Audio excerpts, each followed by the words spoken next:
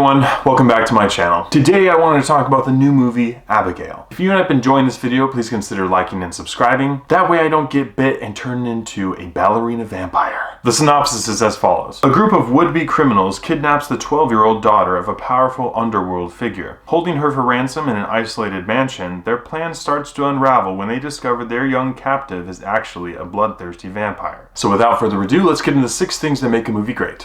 1. The plot. The plot of this movie is really simple and it works. This group of criminals is brought together and they decide to kidnap this young girl and hold her for ransom. They don't know who her father is, but they know he has a lot of money and they expect that money to be paid so that they can make a big payday and get the heck out of Dodge. But things start to go awry when they find themselves locked in this mansion and find out that instead of being predators themselves, they are the prey. What follows is a little bit of a mystery/survival movie as they try to find out where their loyalties lie and what they can do to survive and fight back against this vampire. What I really enjoyed about this plot is that there was quite a bit about it that was original. On the other hand though, unless you didn't watch the trailer for this movie, you go into it knowing that this is about a vampire. But this movie waits a quarter to halfway through to reveal that to the members of the film. It's still a mystery to them during that time, and for the audience that feels weird because we already know what's going on. It didn't affect the movie in a huge way, but it is worth noting. But what makes this plot better is that there are several twists placed throughout the film, a handful being near the end, that help the story progress nicely and make it a little more interesting along the way. Another thing I have to mention about the plot is that the whole subplot of Abigail being a ballerina vampire, I think is a huge waste of time. It only references it a couple times in the film, and there's such small moments that it doesn't really give anything to the movie, and it left me wondering why it was there in the first place. I don't think this movie was incredible by any means, but there was enough originality in it that I found the story enjoyable. So for me, plot gets a thumbs up. 2 is family friendliness. Abigail is rated R. There's quite a bit of profanity in this movie, a lot of violence, and quite a large handful of blood, gore, and some pretty disgusting things. Those benefit other parts of this movie, but certainly not family friendliness. So family friendliness gets a huge thumbs down. 3 is acting and script. For the most part, I thought the acting performances in this movie were pretty good. Alicia Ware played Abigail, and I thought she did a great job. Sometimes it can be hit or miss with younger actors, but she did an excellent job and was very convincing in her role of being this sadistic vampire. Another standout, as always, for me was Kevin Durand. He played the rather simple but strong character named Peter.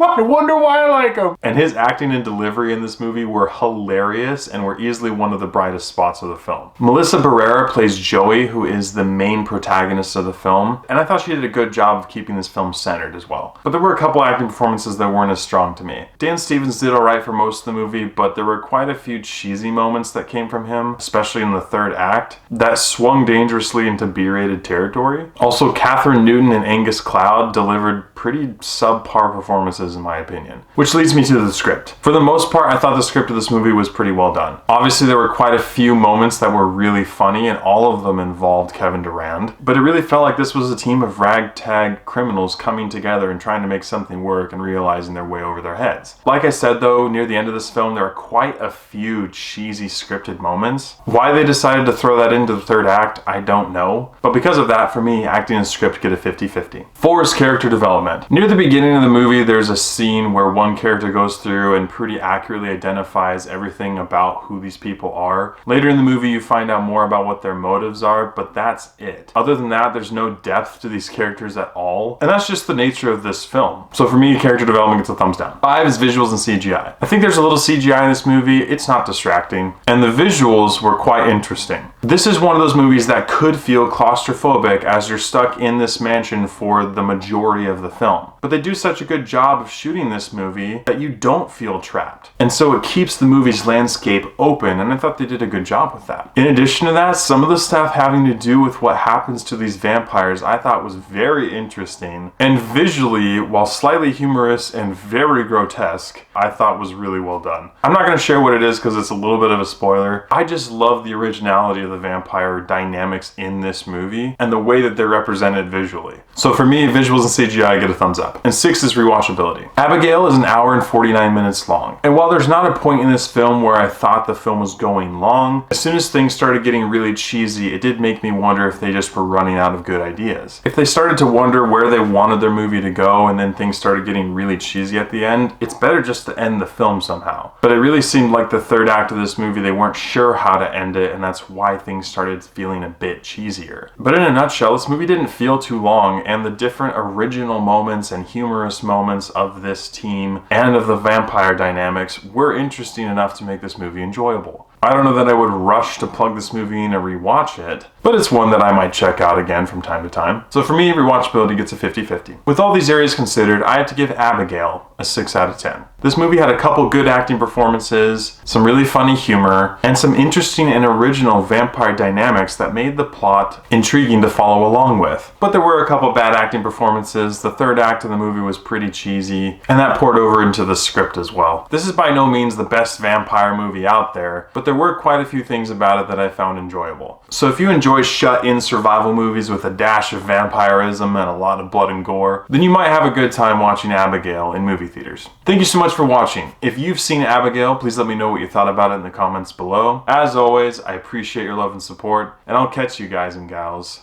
in the next one.